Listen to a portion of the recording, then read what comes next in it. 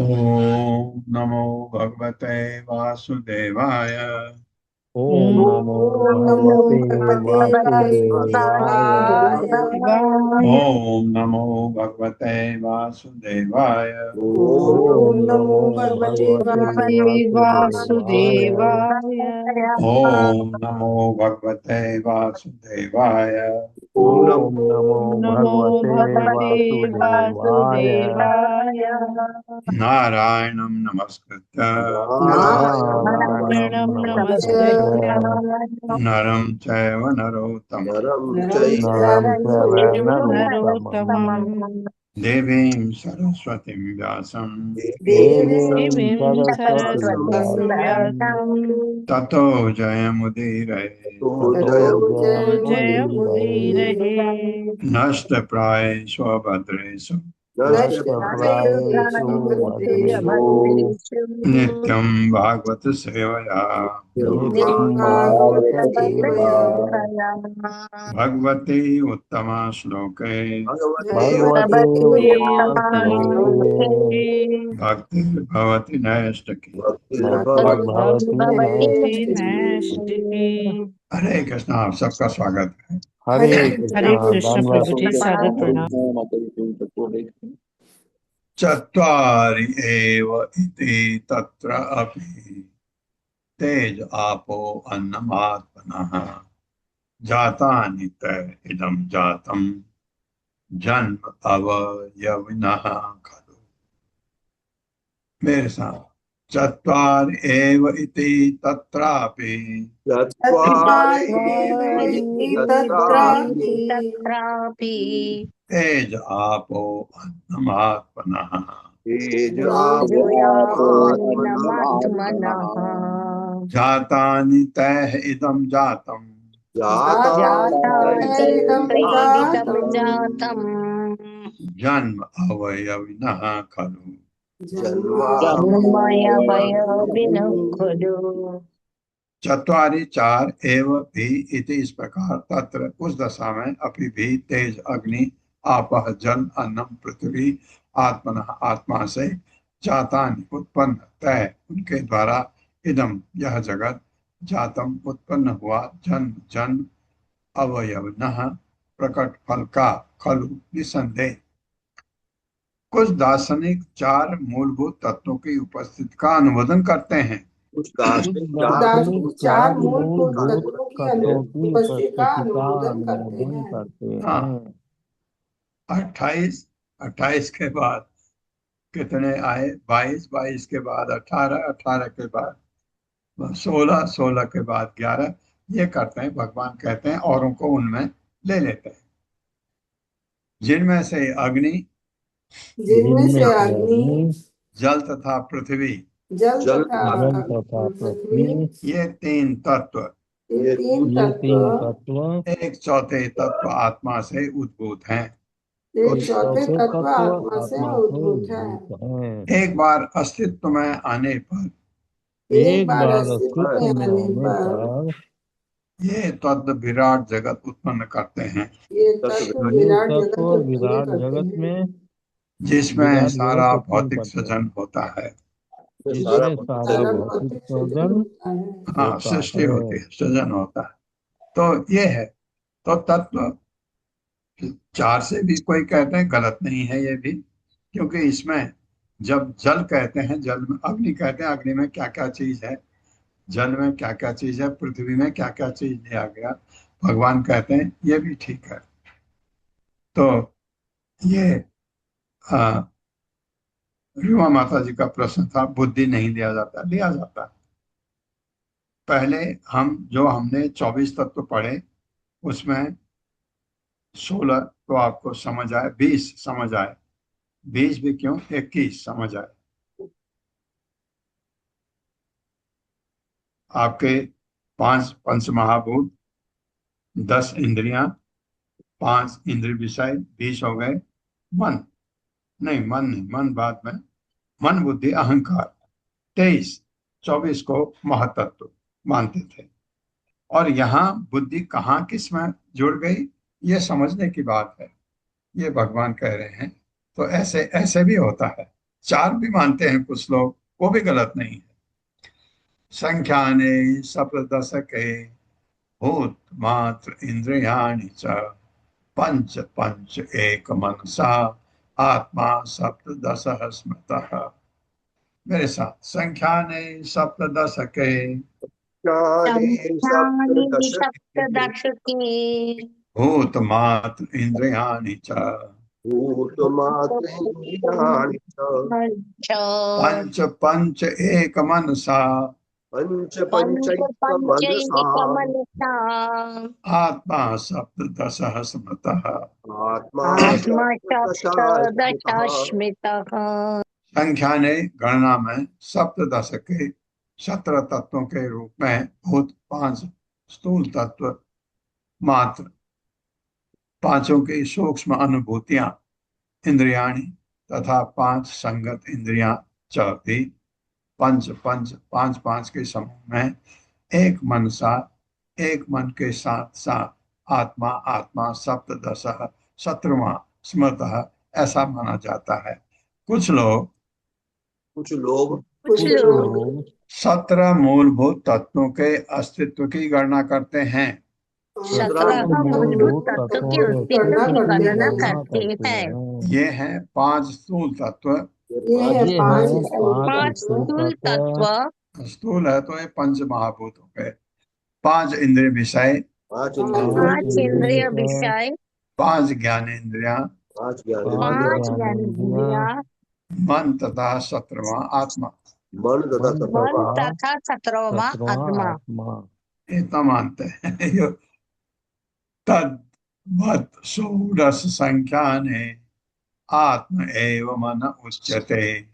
भूत इंद्रियाणि पंच एव मन आत्मा त्रयोदश। मेरे साथ, तद्वत् षोडश संख्याने तद्वत् षोडश संख्याने आत्म एव मन उच्यते। आत्मैव मनयुज्यते। भूत इंद्रियाणि पंच एव भूतेन्द्रियाणि पञ्चैव मन आत्मा त्रयोदश। मन्यात्मा त्रयोदश। तद्वत इसी तरह षोडश संख्या ने 16 की गणना में आत्मा आत्मा एवं निसंदेह मन मन के रूप में उच्चते पहचाना जाता है। भूत 5 स्थूल तत्व, इंद्रियाणी इंद्रियां, पंच 5 एवं निश्चय ही मन मन आत्मा आत्मा आत्मा आत्मा तथा परमात्मा दोनों एक में ले लिया। त्रयोदश 13। 16 तत्व की गणना करने पर 16 तत्वों की गणना करने पर पिछले सिद्धांत से पिछले सिद्धांत पिछले सिद्धांतों से केवल इतना ही अंतर होता है कि केवल इतना ही अंतर होता है कि आत्मा की पहचान मन से कर ली जाती है। आत्मा की आत्मा की पहचान पहचान मन से कर ली जाती है। जबकि दोनों बड़े अलग अलग हैं। मन बहुत ही उत्संखल है और आत्मा शांत है।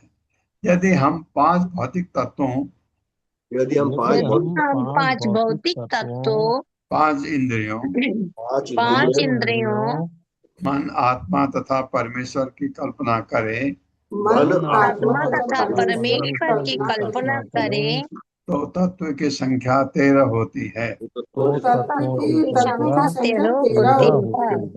तात्पर्य छोटा है, मैं पढ़ देता हूँ। श्रील प्रभुपाद की जय। 13 तत्वों वाले सिद्धांत में स्वाद गंध रूप स्पर्श तथा ध्वनि इन इंद्रिय विषयों को इंद्रियों तथा भौतिक पदार्थ की पारस्परिक क्रिया का प्रतिफल माना जाता है। वो तो है ही है, मतलब ये वो तो है ही, प्रतिफल है उसका, तो वो गिनती में नहीं आता। एकादशत्व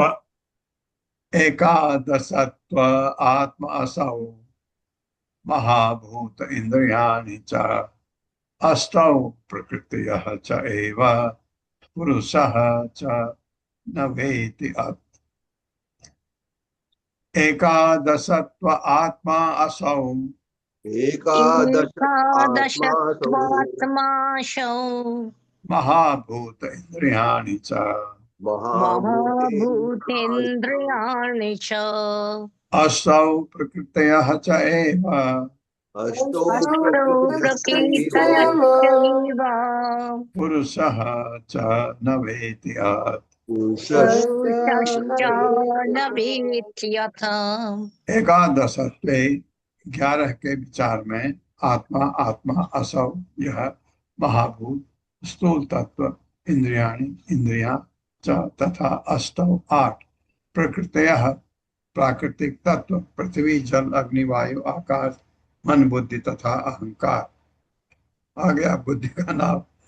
च भी एव निश्चय ही पुरुष परमेश्वर च तथा नव नव इति इस प्रकार अर्थ और भी।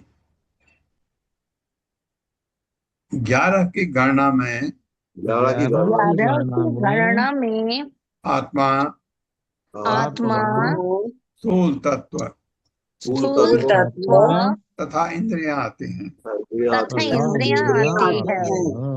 8 स्थूल तथा सूक्ष्म तत्वों के साथ 8 स्थूल आज स्थूल तथा सूक्ष्म तत्वों के साथ परमेश्वर को मिलाने पर परमेश्वर को मिलाने पर 9 की संख्या हो जाती है। 9 की संख्या 9 की संख्या हो जाती है। हाँ, ये अलग है। तो इसमें कितने हो गए? 9 की संख्या। 11 की गणना में आत्मा 11 गिनेंगे तो आत्मा स्थूल तत्व तथा इंद्रियां आती हैं। 8 स्थूल तत्व सूक्ष्म तत्व के साथ परमेश्वर को मिलाने पर यह संख्या 9 हो जाती है। इति नाना प्रसंख्यानम तत्वानं ऋषिभिः कृतं सर्वं न्यायं युक्तिमत्वात् विदुषां किमशोभनम्। इति नाना प्रसंख्यानम तत्त्वानां ऋषिभिः कृतं सर्वं न्यायं युक्तिमत्वात् विदुषां किमशोभनम्।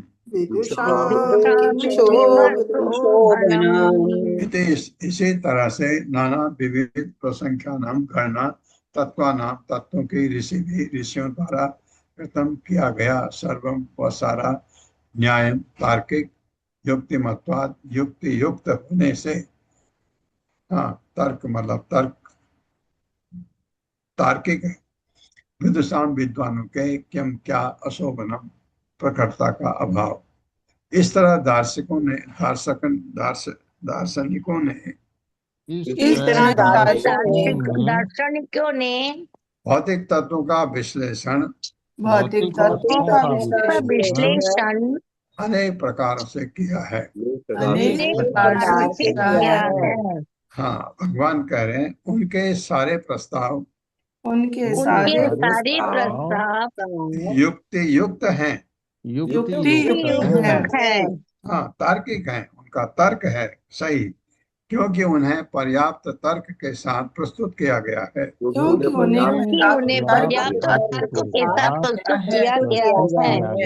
निसंदेह ऐसी तार्किक प्रखरता की आशा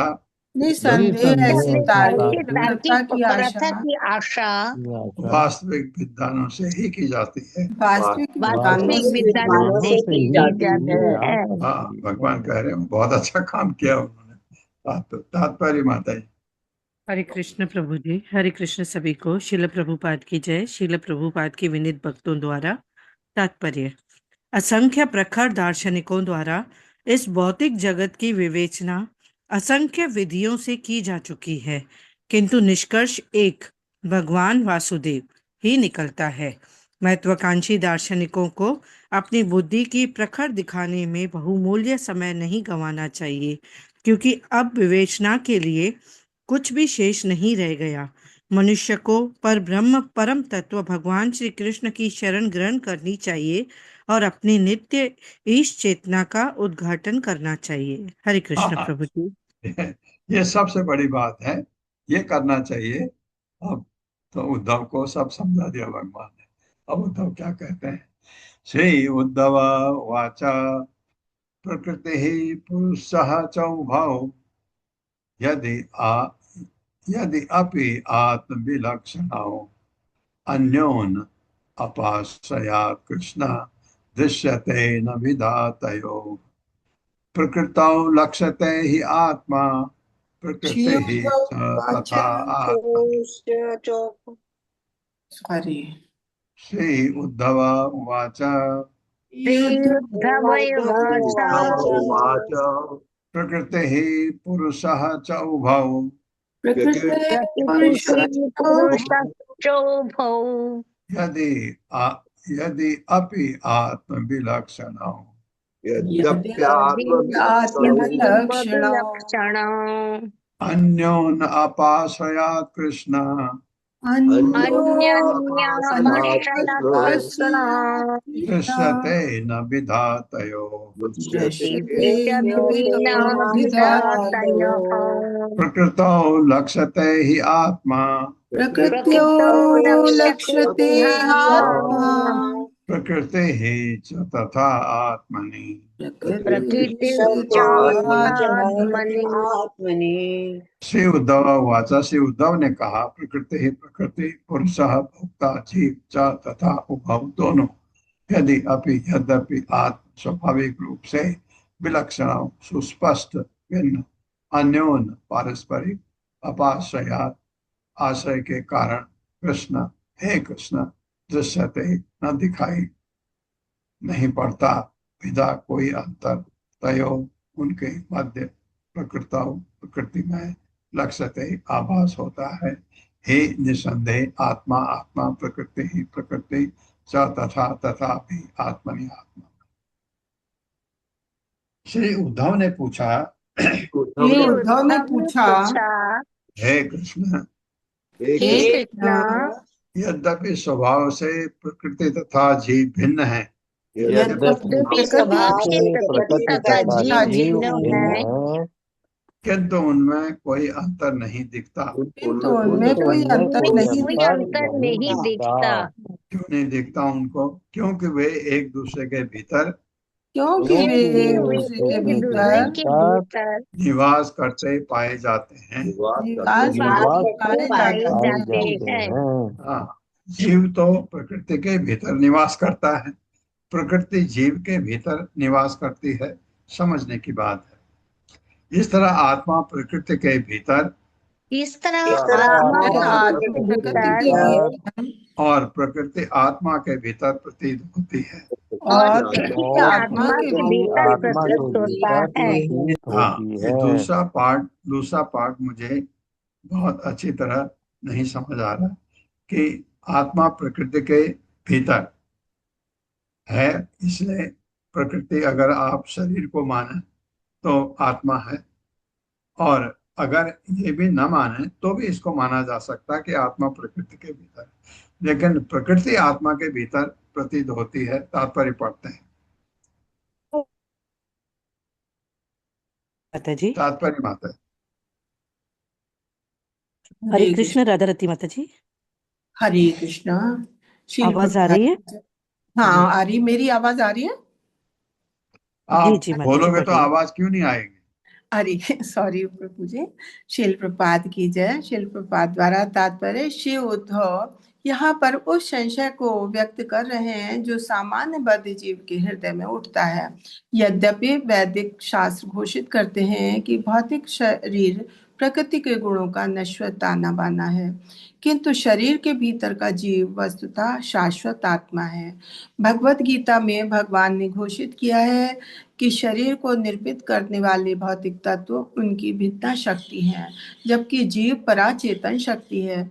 फिर भी बद्ध जीवन में शरीर तथा बद्ध आत्मा एक दूसरे से विलग न होने वाले तथा अभिन्न प्रतीत होते हैं। चूंकि जीव माता के गर्भ में प्रवेश करता है और क्रमशः बढ़ते हुए विकसित शरीर के रूप में बाहर आता है, अतएव ऐसा लगता है कि आत्मा भौतिक प्रकृति में गहरा प्रविष्ट कर गया है। इसी तरह आत्मा की पहचान भौतिक शरीर के रूप में करने से शरीर आत्मा की चेतना में गहरा प्रवेश करता प्रतीत होता है। इससे भी जो बड़ी बात है वो ये है कि शरीर आत्मा के बिना नहीं रह सकता। इस पारस्परिक निर्भरता के कारण शरीर तथा आत्मा का अंतर धूमिल पड़ जाता है। इसलिए श्री उद्धव इस स्पष्ट विषय को स्पष्ट करने के लिए भगवान से प्रश्न पूछते हैं। हरे कृष्ण। धन्यवाद। समझ आ गया तात्पर्य से, क्योंकि शरीर प्रकृति है, शरीर तो प्रकृति है, आत्मा दिव्य है। ये एक दूसरे के भीतर हैं, जो कहा उद्धव ने वो गलत नहीं है। मैं पल्लवी माता जी ठीक कह रहा हूँ? प्रभु जी यहाँ पर जो शब्द है ना, प्रतीत हम्म, होती है, प्रतीत होती है मतलब उद्धव ये बोल नहीं रहे हैं। हाँ हाँ उद्धव आगे प्रश्न पूछेंगे कि भगवान ऐसा लगता है कि ये है, लेकिन ऐसा नहीं है। माने आत्मा जो है शरीर से पहचान कर लेती है, लेकिन ऐसा लगता है, प्रतीत होती है मतलब ऐसा लगता है लोगों को। तो इसका सच क्या है, ये अभी उद्धव आगे पूछेंगे। उद्धव ये हाँ। स्थापित नहीं कर रहे हैं कि आत्मा प्रकृति के भीतर है और प्रकृति आत्मा के भीतर है। उद्धव नहीं ये नहीं सिर्फ अभी रखकर नहीं नहीं, पूछेंगे अभी। मेरा मेरा प्रश्न वो नहीं है। मेरा जी। प्रश्न ये है, शरीर को हम प्रकृति ले सकते हैं ना? हाँ, शरीर तो प्रकृति से बनी है, लेकिन आत्मा उससे हाँ ऊपर है। लेकिन हाँ। आत्मा वो शरीर से पहचान कर रही है ना, नहीं तो नहीं, अभी ये भगवान। हाँ। हाँ हाँ, प्रतीत होती है, मतलब उसके अंदर है, प्रतीत होती कहें या उसके अंदर है, वो भी गलत नहीं है, क्योंकि है आत्मा तो हमारे शरीर के अंदर ही, तो इसमें है। और आ, प्रकृति आत्मा में है, वो प्रतीत होता है, वहां पर सही है। जी। एवं में पुंडरीकाक्ष महांतम संशयम हृदि चेतुम अर्हसि सर्वज्ञ बचो भी नयन पुण्य। मेरे साथ, एवं में पुंडरीकाक्ष एवं मे एवं मे पुंडरीकाक्ष पुंडरीकाक्षा महांतम संशयम हृदि महान्तम महान्तं संशयं हृदि संशयं हृदि चेतुम अर्हसि सर्वज्ञ चेतुमर्हसि सर्वज्ञ चेतुमर्हसि सर्वज्ञ सर्वज्ञ बचो भी नयन पुण्य। बचो बचो वचोभिः नयने पुण्य। नयनैः पुनः। एवं इस प्रकार से मैं, मेरा पुंडरीक अक्ष, पुंडरीकाक्ष, ये है कमल नहीं, भगवान के लिए पुंडरीकाक्ष कहा जाता है। महानतम महान संशय, संदेह को हृदय, मेरे हृदय के भीतर छेदों काट देना, अर्हसि आपको चाहिए कि सर्वज्ञ है सर्वज्ञाता, बचो भी अपने शब्दों से, नए तर्क में निपुण है, अत्यंत निपुण। हे कमल नयन कृष्ण, हे हे कमल कमल हे नयन कमल कृष्ण, नयन कृष्ण, हे सर्वज्ञ, हे सर्वज्ञ हे सर्वज्ञ, कृपया आप अपने उन शब्दों से क्या आप कृपया अपने उन शब्दों से शब्दों से मेरे हृदय के इस महान संशय को छिन्न भिन्न कर दें। मेरे मेरे हृदय हृदय के की महान महान संशय संशय को छिन्न कर भिन्न दे, कर दे, जो आपकी परम तर्क पटुता को दिखलाने वाले हैं। जो आपके जो परम आपकी तर्क परम तर्क दिखलाने पटुता को वाले दिखलाने वाले हैं। हाँ, तात्पर्य मैं पढ़ देता हूँ, छोटा है। श्रील प्रभुपाद की जय। श्री उद्धव भगवान कृष्ण से अनुरोध कर रहे हैं कि वे शरीर तथा आत्मा के अंतर को स्पष्ट करें, जो अभी पल्लवी माता जी ने बताया प्रतीत होता है नहीं, इसका अंतर बताइए करके। अब भगवान से उद्धव गीता इसीलिए चल रही है। तत्तो ज्ञानम हि जीवानां प्रमोसहते अत्र शक्तितः त्वमेव हि आत्ममायाया गतिं वेत्त न चापरः चापरः। तत्तो ज्ञानम हि जीवानां तत्त्वतो ज्ञानमिति ज्ञानजीवानां जीवानाम् प्रमोसहते अत्र शक्तितः प्रमोषस्ते अत्र शक्तितः त्वमेव हि आत्ममायाया त्वमेव ह्यात्ममायाया आत्ममायया गतिं वेत्त न चापरः। गतिं गतिं वेत्थ न वेत्तापरः। चापरः। त्वत्तः, मैंने कैसे पढ़ा इसको, त्वत्तो पढ़ा ना? मुझे शायद मैंने गलती, तत्व दो नहीं पढ़ा मुझे लग रहा है। त्वत्तः, आपसे, ज्ञानम ज्ञान ही निसंदेह जीवानाम सजीव प्राणियों का प्रमोश चुराया जाना, ते आपका अत्र इस ज्ञान में शक्तितः शक्ति से, तुम आप एव एकमात्र ही निसंदेह आत्मा आपकी माया या माया का गतिम असली स्वभाव वेद आप जानते हैं, ना नहीं च तथा अपर कोई अन्य व्यक्ति नहीं जानता। आपसे ही जीवों का ज्ञान उदय होता है। आपसे ही आपसे जीवों का ही ज्ञान जीवन का जीवों का ज्ञान ज्ञान उदय होता होता है। बिल्कुल सही बात है। ज्ञान जो हमें है भी सब कुछ वो भगवान से ही आया है, और आपकी शक्ति से वो ज्ञान चला जाता है। और आपकी और शक्ति से वो और ज्ञान चला आपकी जाता है। शक्ति से ज्ञान वो ज्ञान चला चला जाता जाता है। निस्संदेह आपके अतिरिक्त निस्संदेह निस्संदेह आपके आपके अतिरिक्त अतिरिक्त अन्य कोई व्यक्ति अन्य कोई अन्य कोई अन्य व्यक्ति कोई व्यक्ति व्यक्ति आपकी माया के असली स्वभाव को नहीं जान सकता। आपकी आपकी माया के माया आपकी के माया असली के भाव असली को नहीं स्वभाव को जान नहीं सकता। जान सकता। जान पाता। हाँ हाँ, असली बात तो बिल्कुल सही है। थोड़ा थोड़ा तो समझते हैं माया भगवान की बड़ी कठोर है, बड़ी खतरनाक है, इतना ही समझते हैं। असली स्वभाव को भगवान ही जानते हैं, उद्धव कह रहे हैं। तात्पर्य माता जी। हरे कृष्ण सुशील प्रभु जी। हरे कृष्णा प्रभु जी, हरे कृष्णा माता जी, नमः प्रणाम। शिल प्रभात की जय। तात्पर्य शिल प्रभात के विनीत सेवकों द्वारा, जैसा कि श्रीमद् भगवद गीता में कहा गया है कि मतः स्मृति ज्ञानम अपोहेनम च, मुझसे ही स्मृति ज्ञान तथा विस्मृति उत्पन्न होती है। मनुष्य को श्री भगवान की अहेतुकी कृपा होने पर ज्ञात होता है, और श्री भगवान की माया शक्ति से वही ज्ञान जाता रहता है, और मनुष्य अज्ञान में लीन हो जाता है। जो लोग माया द्वारा मोहित हैं, वे शरीर तथा आत्मा के अंतर को नहीं समझ सकते। अतएव इस मायामय आवरण को हटाने के लिए उन्हें स्वयं श्री भगवान से सुनना चाहिए। हरे कृष्ण प्रभु जी, हाँ, हरे कृष्ण। तो ये भी प्रश्न उद्धव पूछ रहे हैं, अब भगवान बताते हैं। श्री भगवान वाचा प्रकृति पुरुषः चैते विकल्प पुरुष ऋषभ एष वैकारिकः सर्गो गुण व्यक्ति कर आत्मकः। गुण व्यक्ति कर आत्मकः।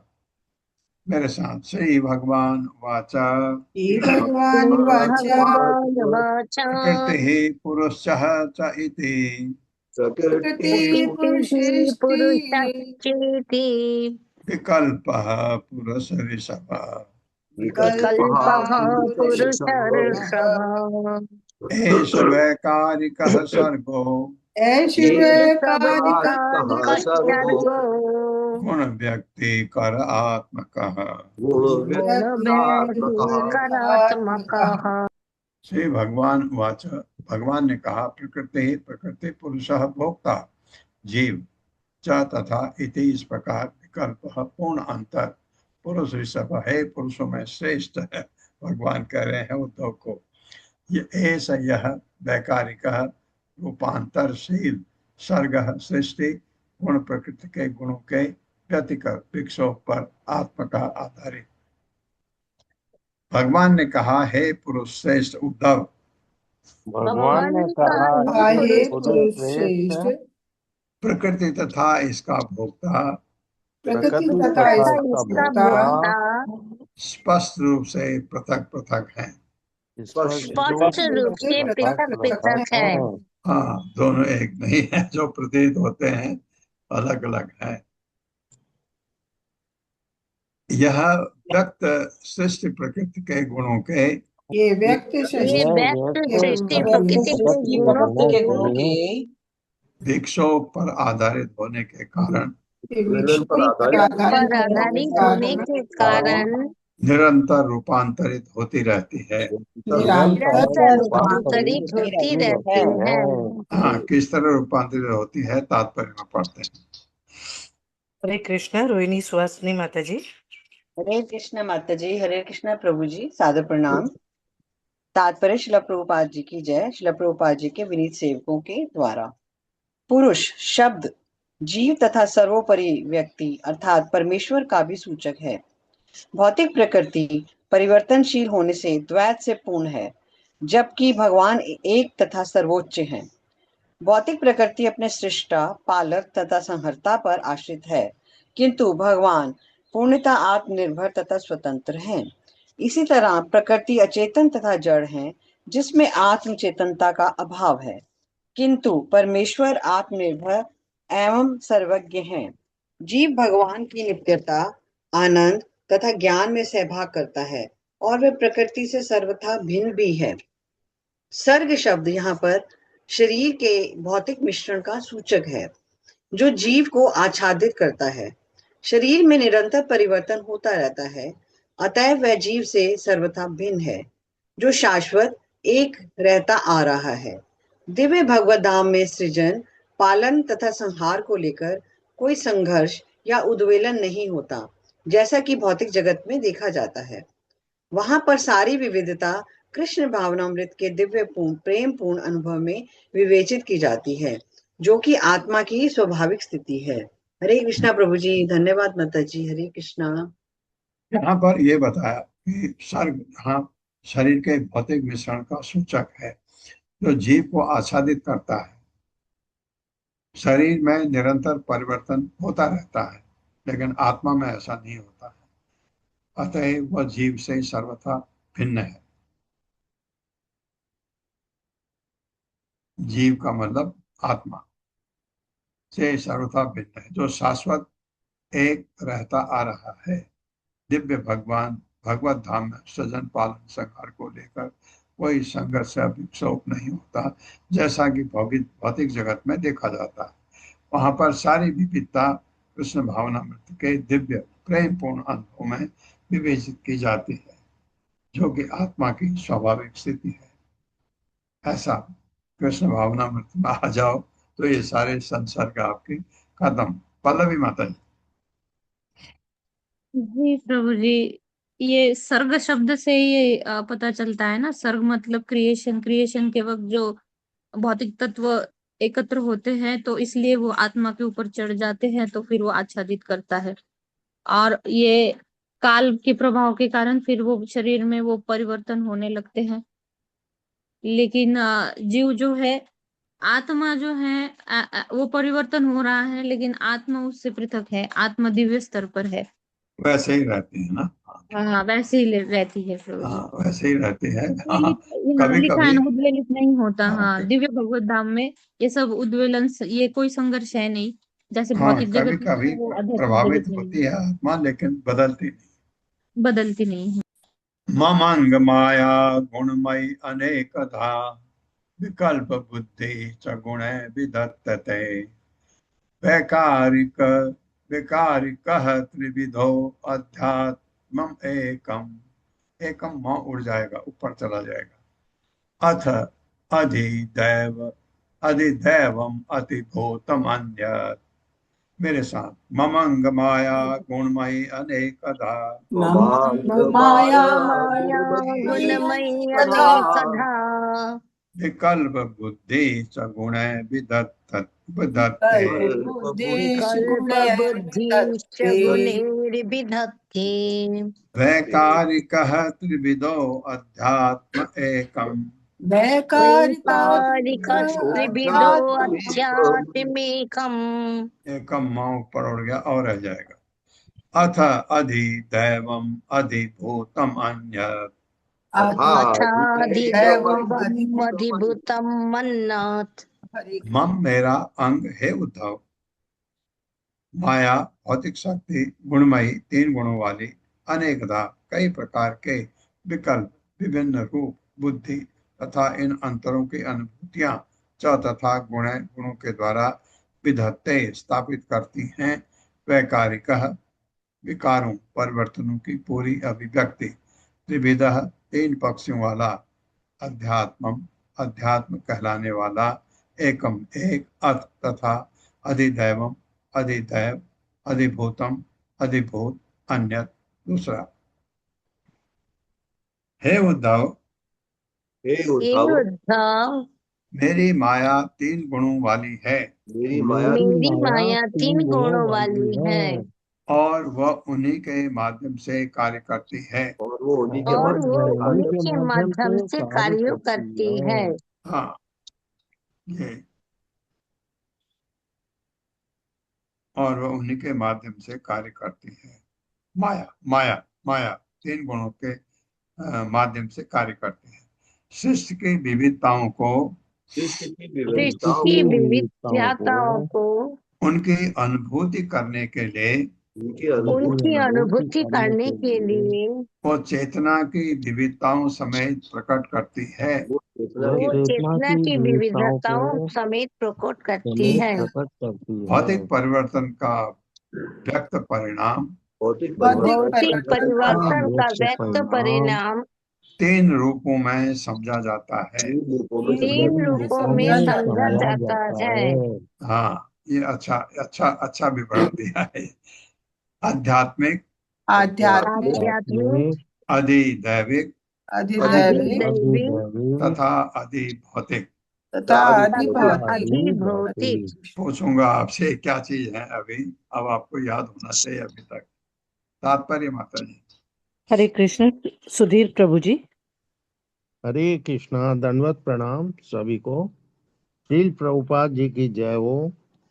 तात्पर्य श्रील प्रभुपाद जी के प्रिय भक्तों द्वारा विकल्प बुद्धि शब्द सूचित करता है कि विभिन्न भौतिक शरीरों के भीतर की चेतना भगवान की सृष्टि के विभिन्न पक्षों का उद्घाटन करती है।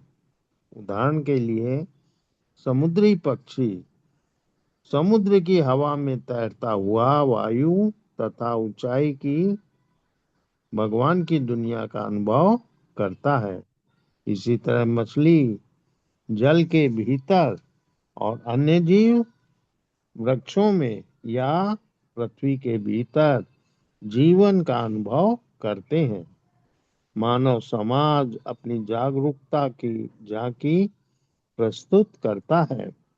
इसी तरह स्वर्ग तथा नरक में विभिन्न अनुभव प्राप्त हैं।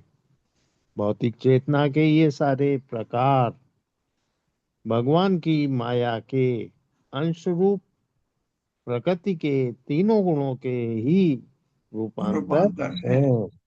धन्यवाद प्रभु। हरे कृष्ण हरे कृष्ण। ये परिणाम जो बताया, ये भौतिक परिवर्तन का परिणाम आपको कैसे लगता है? ये त्रैताप, तीन ताप, जो तीन कष्ट होते हैं, आध्यात्मिक, अधिदैविक, अधिभौतिक।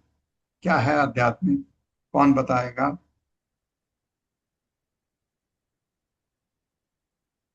हरे कृष्ण प्रभु जी। आध्यात्मिक ये जो भगवान के द्वारा दिए हुए कष्ट होते हैं, जैसे आंधी आना, अचानक आंधी आ जाती है, तूफान आ जाता है, गलत, बिल्कुल गलत, एकदम वो गलत, आदिदैविक है, वो एकदम आदिदैविक है। गलत, एकदम गलत। आध्यात्मिक प्रभु जी जो मानसिक होते हैं, जैसे कि किसी को मन से किसी को दुखी कर देना आध्यात्मिक होते हैं।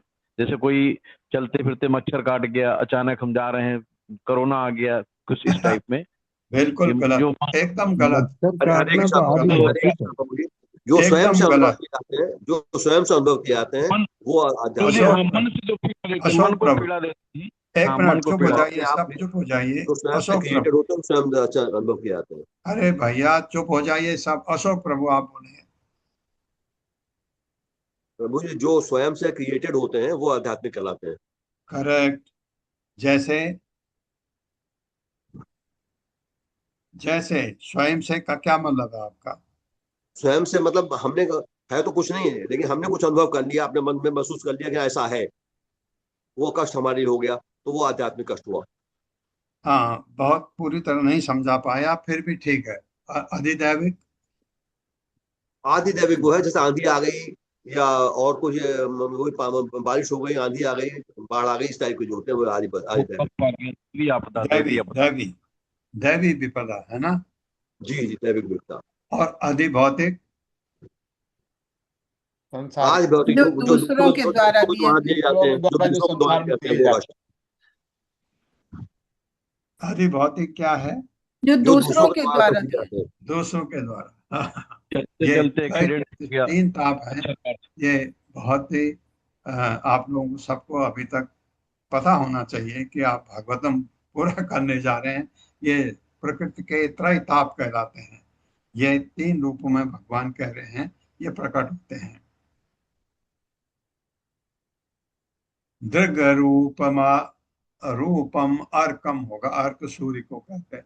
दृग रूपम अर्कम वपु अत्र रंध्रे परस्परम सिद्ध्यति यह स्वतः खे। आत्मा यदेषाम् अपरो यः आद्यः स्वय अनुभूति अखिल सिद्ध सिद्धि। मेरे साथ दिव्य रूपम अर्कम वपुः वपुः अत्र रंध्रे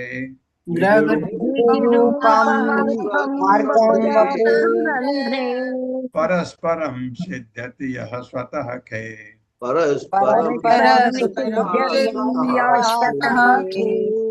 आत्मा यदेषाम् अपरो यः आद्यः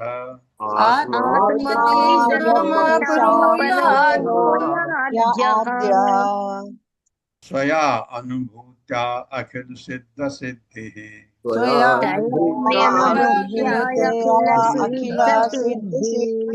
दृक् दृश्य का कार्य यथा अध्यात्म, रूपम दृश्य रूप यथा अधिभूत। हाँ, अर्कम सूर्य का, वपु आंशिक बिंब यथा अधिदैव। हाँ, यहाँ पर दूसरे ढंग से समझा है। अत्र इस रंध्रे आंख की पुतली क्षेत्र में परस्परम आपस में सिद्ध्यति एक दूसरे की अभिव्यक्ति करता है। यह जो स्वतः अपनी शक्ति से खे आकाश में आत्मा परमात्मा यह जो ऐसाम इन तीन रूपों का अपरह पृथक यह जो आद्य आदि कारण त्वया अपने से अनुभूत्या दिव्य अनुभव अखिल समस्त सिद्ध प्रकट घटना सिद्ध ही अभिव्यक्ति का स्रोत। मेरे साथ दृष्टि दृश्य रूप तथा आंख के छिद्र के भीतर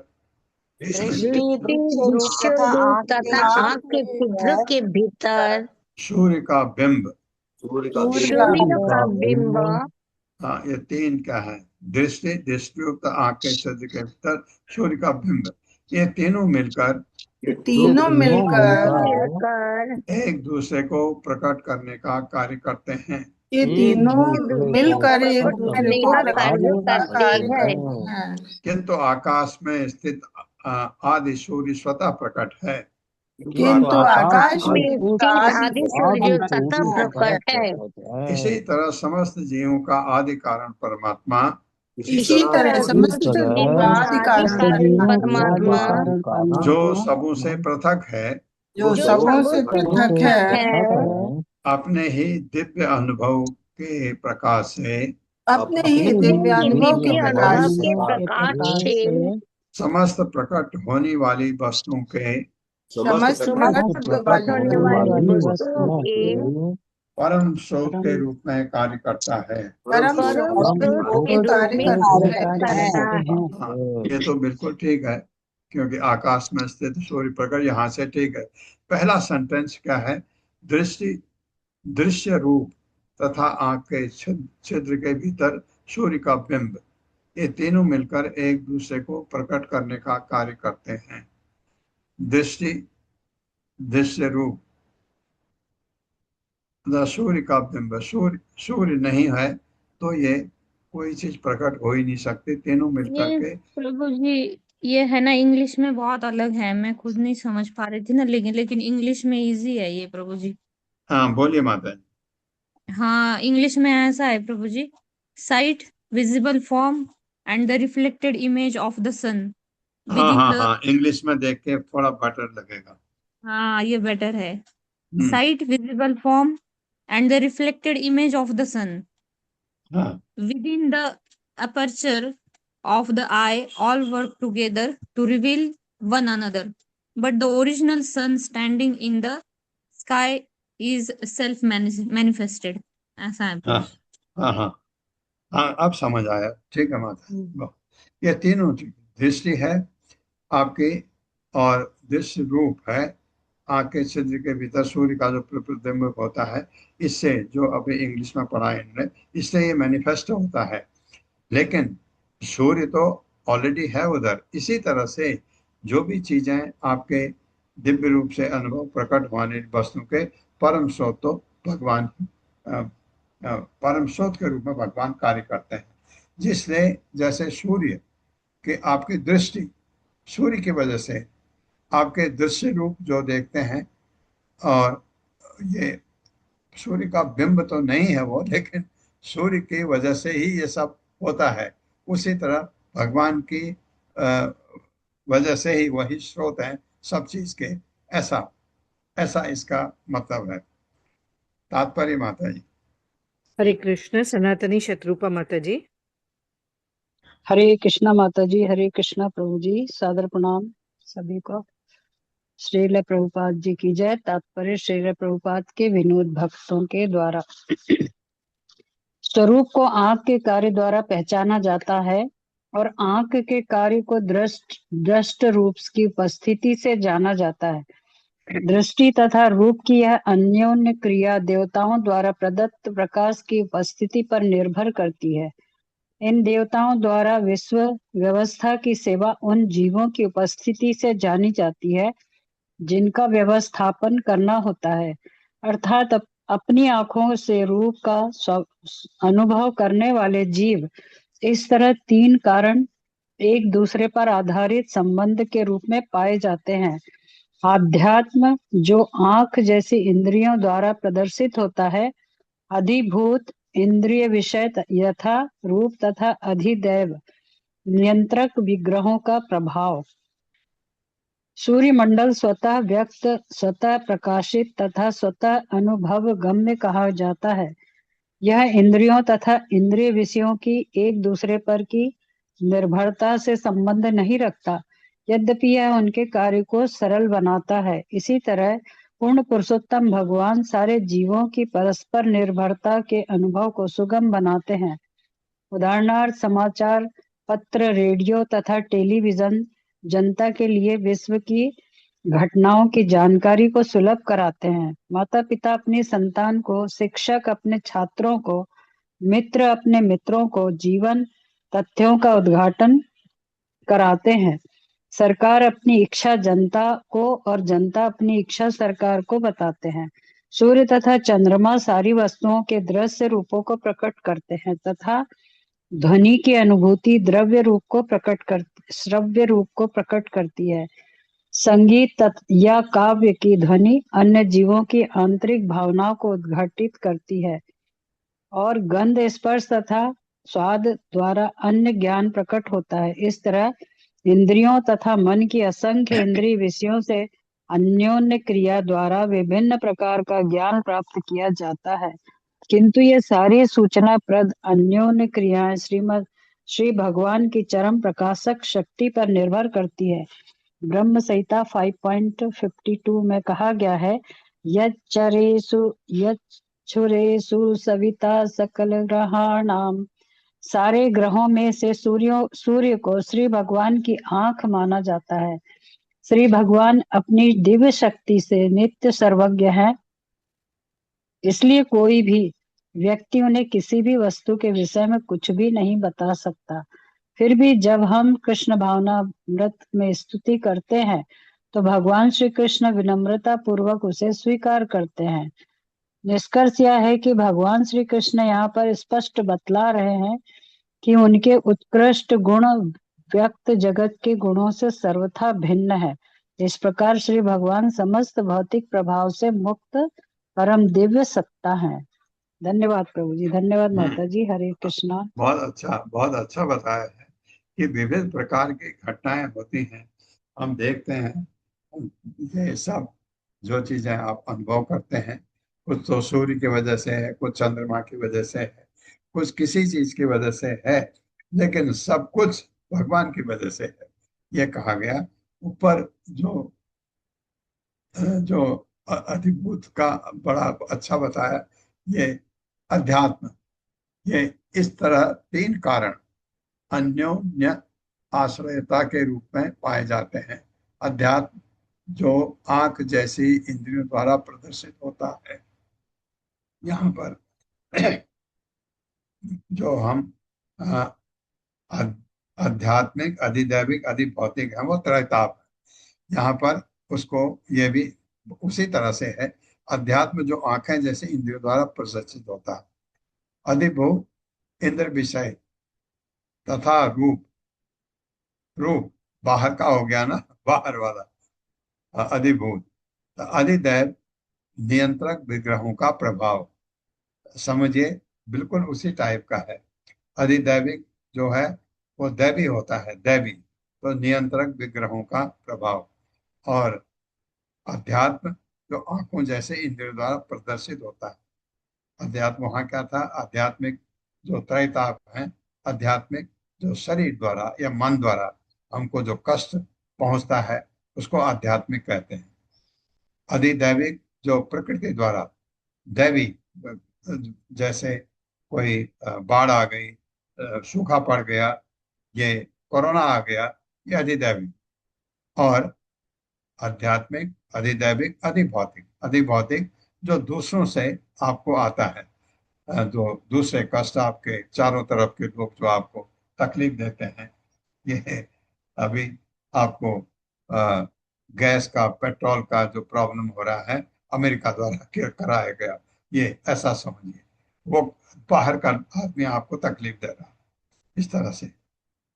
और यहाँ पर उसको ठीक ढंग से समझिए तो आंख जैसी इंद्रिय द्वारा प्रदर्शित होता अध्यात्म है ना, शरीर के अंदर का है। अधिभूत इंद्र विषय तथा रूप। अधिभूत जो आपको बाहर के, मतलब आत्मा को जो तकलीफ दे रही है, इंद्र विषय तथा रूप। अधिदैव नियंत्रक विग्रहों का प्रभाव, तो वो दैवी हो गया। खैर ये त्रैताप के बारे में नहीं कहा गया है, लेकिन बहुत अच्छी तरह से समझाया गया है कि ये एवं त्वगादि श्रवणादि चक्षुः जिह्वादि नासादि च चित्तयुक्तम। एक ही है लाइन, मेरे साथ। एवं त्वगादि श्रवणादि चक्षुः एवं जिह्वादि नासादि च चित्तयुक्तम।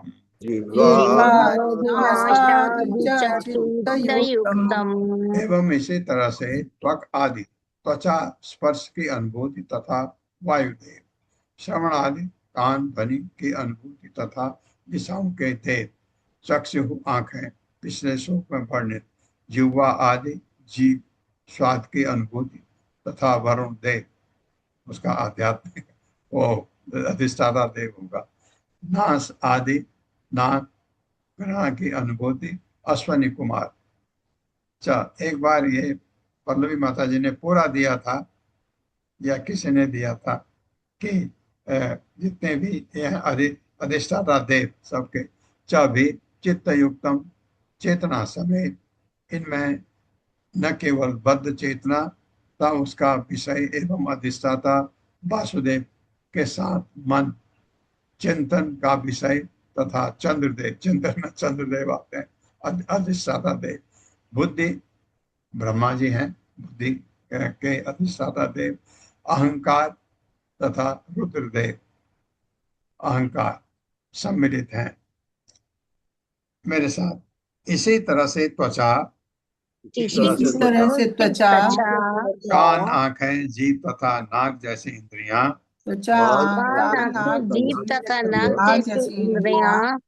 तथा सूक्ष्म शरीर के कार्यों, यथा बद्ध चेतना,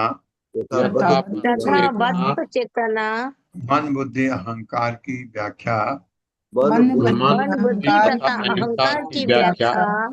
इंद्रिय अनुभूति के विषय, तथा अधिष्ठाता देव के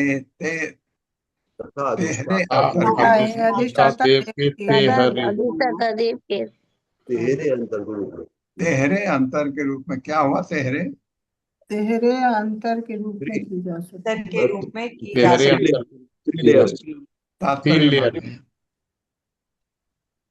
त्रिविध है प्रभु जी मेरे इसमें। अधिष्ठाता देव के त्रिविध अंतर के रूप में किया जा सकता है। त्रिविध है प्रभु जी।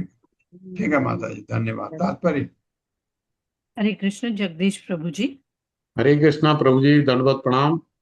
तात्पर्य शिला प्रभुपाद जी की जय। शिला प्रभुपाद के विनीत सेवकों द्वारा आत्मा का इंद्रियों और इंद्रिय विषयों तथा